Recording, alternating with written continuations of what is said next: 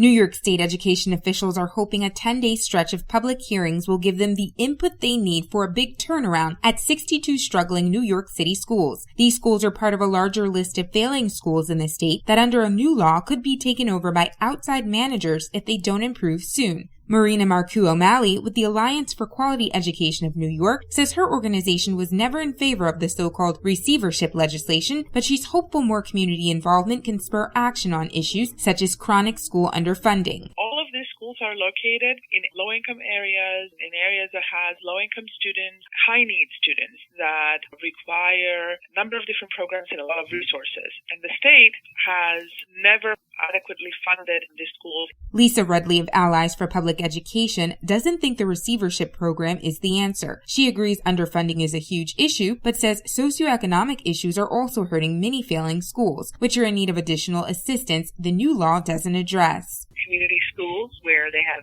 health services, or children are able to have more after-school programs.